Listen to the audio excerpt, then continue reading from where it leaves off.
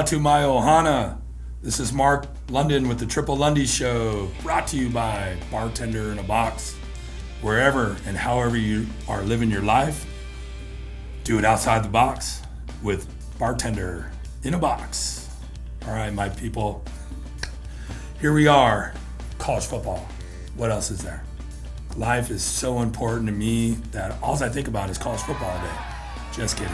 But the days when I'm longing for something that means the most to me, besides my family and my friends, I tend to sneak over, think about football, check out Twitter, jump on TV, grab my phone, my iPad, whip up the laptop. But I'm always trying to find how football creates happiness for me, but also how it relates to the rest of my day. But I found something very interesting recently was this phrase came up to me when I was talking to a friend of mine in the real estate world. And it was location, location, location. And man, it really stuck with me that with all the stuff that's happening in college football right now, of course, was the realignment. And what happened? Well, the powers that be in college football decided that location, location, location was on the East Coast. But being a West Coast guy, that doesn't work for me. And by the way, if you've seen the beginning of the college football, what's been happening? All of the action, all of the electricity is happening, you guessed it, on the West Coast. So were they wrong? Were the polls wrong? I won't go as far as saying that. But if you look at what's happening now in college football, all the excitement, all the buzz, all the pregame shows for the big networks, all of Twitter, they cannot get enough of what's happening here on the West Coast with college football. The brands that make up the Pac-12, 10, 8, 4, 2 are now here on the West Coast, and they are excelling in football.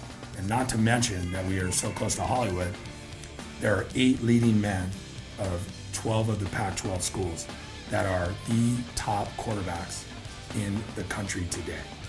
I'll name them because this is like naming, the top actors, the top producers in music, the top everything.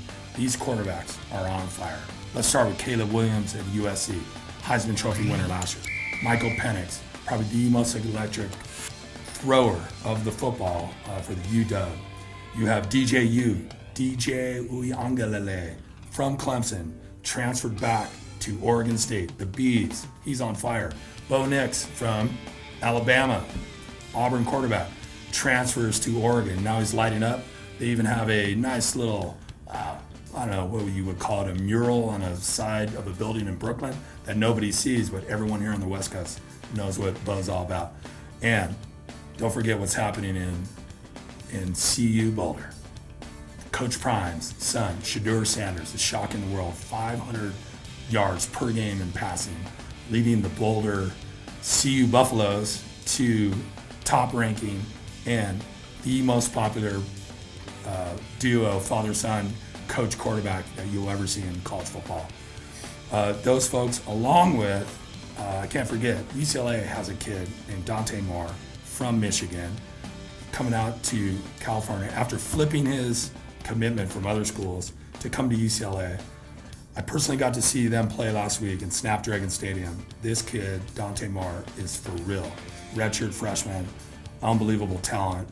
It is so stocked with talent here on the West Coast with quarterbacks that I can't see another school other than Dem Dogs down in Georgia with a kid named Carson Beck who sat for 3 years behind the long-term starter for the Dogs in 2 national championships, but he's here now.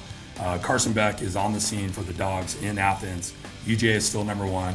All these West Coast teams are still trying their hardest to break through, but nothing seems to be stopping them Dogs.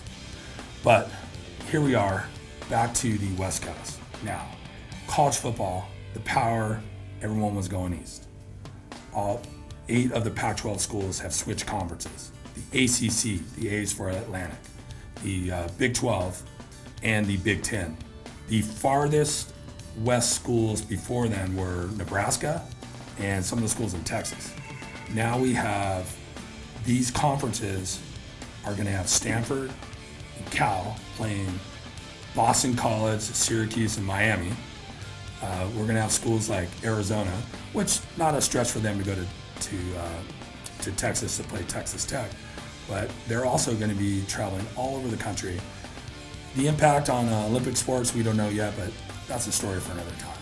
But here we are again, time for the Triple Lundy. But before we get there, I want to tell you that besides Lundy thinking out of the box, you need to drink outside of the box with Bartender in a Box, who's bringing our show to you today. They are one of the funnest things you could do on a weekend. Go down to the beach, enjoy some ice cold beverages, but do it responsibly, and don't forget to shake the box. Okay, Triple Lundy for today is, here we are. So, the number 3 part of the Triple Lundy, so for those of you who are new, the Triple Lundy is, Lundy's gonna give you, take my shot 3 times. I'm gonna tell you things that are gonna happen here in college football.